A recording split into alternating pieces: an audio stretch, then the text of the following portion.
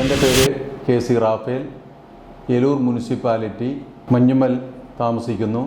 2021 November last വീക്കിൽ ഭക്ഷണം കഴിച്ചതിനെ തുടർന്ന് നെഞ്ചിനകത്തൊരു ബുദ്ധിമുട്ടുണ്ടാകുകയും അതിനെ തുടർന്ന് ഒരു ക്ലിനിക്കിൽ പോയി കാണിച്ചു. അവിടെ ECG എടുത്തപ്പോൾ പ്രശ്നങ്ങളില്ല, എന്നാലും ഒരു സെക്കൻഡ് ഒപ്പീനിയൻ എടുക്കാൻ പറഞ്ഞതിൻ്റെ വെളിച്ചത്തിൽ ഒരു മേജർ ഹോസ്പിറ്റലിൽ കാണിക്കുകയും എന്നെ ICUവിൽ അഡ്മിറ്റ് ചെയ്യുകയും ആ ഹോസ്പിറ്റലുകാർ ആൻജിയോഗ്രാം എടുക്കുകയും 3 ബ്ലോക്ക് ഉണ്ടെന്ന് പറയുകയും ബൈപ്പാസ് വേണമെന്ന് നിർദ്ദേശിക്കുകയും ചെയ്തു. ബൈപ്പാസ് എടുക്കാൻ എനിക്ക് താല്പര്യമില്ലാതിരുന്നു. ഏതായാലും ഡിസംബർ 10-ാം തീയതി ബൈപ്പാസ് വേണമെന്ന് ആസ്പത്രിക്കാർ ആവശ്യപ്പെട്ടു. ഞാൻ തിരിച്ച് വീട്ടിലെത്തി. അതിനുശേഷം മക്കളോട് ഞാൻ ആവശ്യപ്പെട്ടു, എനിക്ക് ബൈപ്പാസ് വേണ്ട.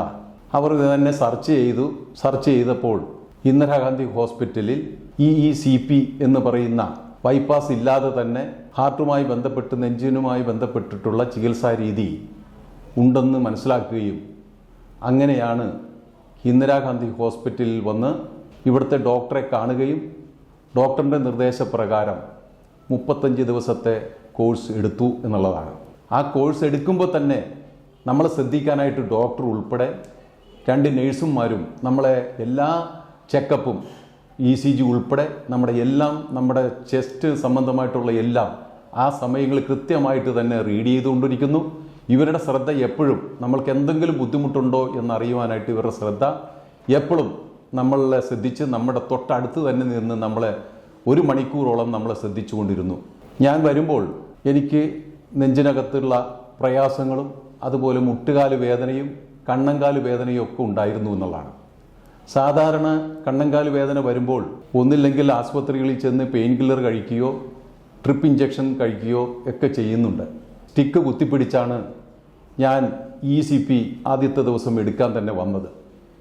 ECP എടുത്ത ആദ്യത്തെ ദിവസം തന്നെ സ്റ്റിക്ക് കുത്തിപ്പിടിച്ചു പോയ ഞാൻ തിരിച്ചിറങ്ങിയത് ആ സ്റ്റിക്ക് കക്ഷത്തിൽ വെച്ചുകൊണ്ടിട്ടാണ്. ആ വിധത്തിൽ എൻ്റെ പെയിൻ കുറഞ്ഞു എന്നുള്ളതാണ്.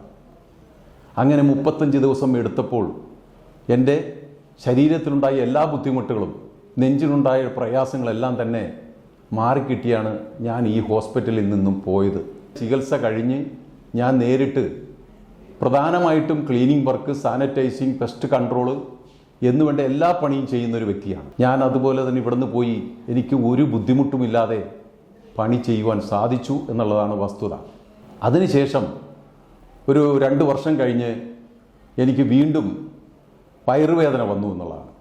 വയറുവേദന വന്നതിനെ തുടർന്ന് ഞാൻ ഒരു മേജർ ഹോസ്പിറ്റലിൽ കാണിക്കുകയും അവിടെ CT എടുത്തപ്പോൾ പിത്താശയം എടുത്ത് കളയണമെന്ന് ആവശ്യപ്പെട്ടു. അതിൻ്റെ വെളിച്ചത്തിൽ പിത്താശയം എടുത്ത് കളയുകയും ഡോക്ടറോടൊന്ന് സൂചിപ്പിച്ചു ഇതിനു മുമ്പ് ആൻജിയോഗ്രാം എടുത്തിട്ടുണ്ടെന്നും ബൈപ്പാസ് വേണമെന്നും ആവശ്യപ്പെട്ടിരുന്നു എന്നുള്ളത്.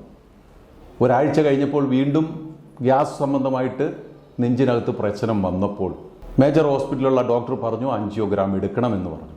ആൻജിയോഗ്രാം എടുത്തതിന് ശേഷം ആ ഡോക്ടർ നിർദ്ദേശിച്ചു ബൈപ്പാസ് വേണം, 90% ബ്ലോക്ക് ഉണ്ട് എന്നാണ് ആവശ്യപ്പെട്ടത്. അതിൻ്റെ വെളിച്ചത്തിൽ വീണ്ടും ഞാൻ ഇവിടെ വരികയും ഡോക്ടർമാരുടെ നിർദ്ദേശം നമുക്ക് തള്ളിക്കളയാൻ പറ്റാത്തത് കൊണ്ട് ഞാൻ ഇവിടെ ഇന്ദിരാഗാന്ധി ഹോസ്പിറ്റൽ വരികയും ECP വീണ്ടും ഇവിടെ എടുത്തപ്പോഴും എനിക്ക് വളരെയേറെ മാറ്റങ്ങളും അതുപോലെ എൻ്റെ അസുഖങ്ങളും പൂർണ്ണമായിട്ടും മാറുകയും ചെയ്തിട്ടുണ്ട് എന്നുള്ളതാണ്.